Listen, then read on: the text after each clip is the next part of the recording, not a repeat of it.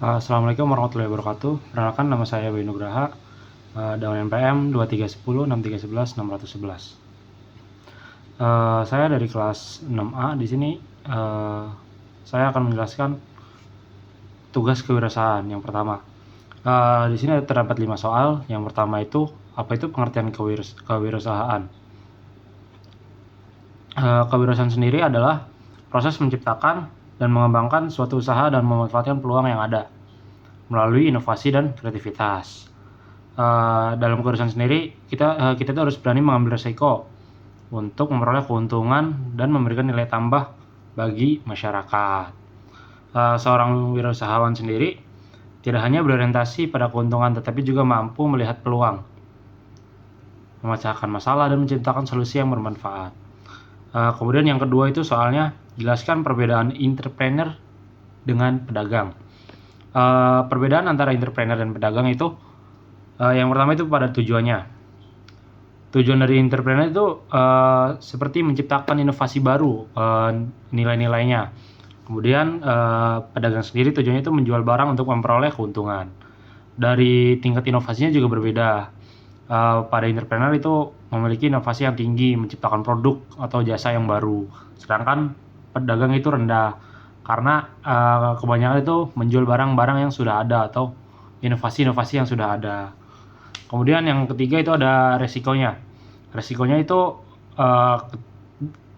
entrepreneur itu resikonya sangat tinggi karena harus mengambil keputusan yang besar. Sedangkan pedagang itu resikonya relatif rendah. Kemudian ada di pola pikirnya, yaitu seorang entrepreneur itu harus berpikir secara visioner dan jangka panjang karena untuk keberlangsungan produk dia, entah itu produk laku atau tidak di pasaran. Kemudian jika pedagang itu fokusnya pada transaksi dan keuntungan harian.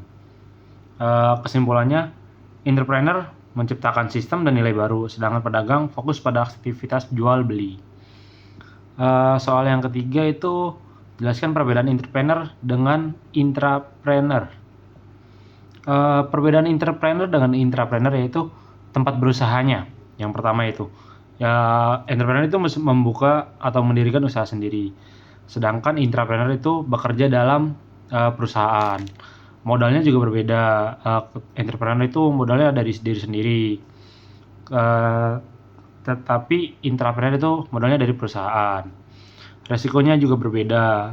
Entrepreneur itu memiliki resiko yang ditanggung sendiri, sedangkan intrapreneur itu ditanggung oleh perusahaan. Kemudian dalam kebebasan sendiri itu entrepreneur harus taat pada aturan ataupun terikat pada aturan perusahaan, sedangkan entrepreneur itu lebih bebas dalam mengambil keputusan. Kesimpulannya, entrepreneur membangun usaha sendiri, sedangkan intrapreneur berinovasi di dalam perusahaan tempat ia bekerja. Kemudian yang keempat itu, jelaskan pengertian kewirausahaan elektro.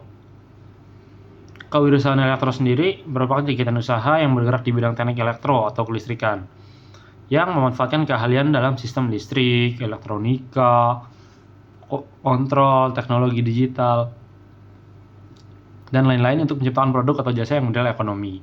Contohnya itu jasa instalasi listrik, pembuatan panel listrik, pembuatan sistem IoT berbasis microcontroller, servis dan perakitan perangkat elektronik. Kemudian nomor 5 itu, jelaskan perbedaan utama antara kewirausahaan dan kewirausahaan teknik. Kewirausahaan sendiri itu antara kewirausahaan dan kewirausahaan teknik tidak jauh berbeda, tapi ada beberapa aspek yang berbeda. Yang pertama itu ruang lingkupnya.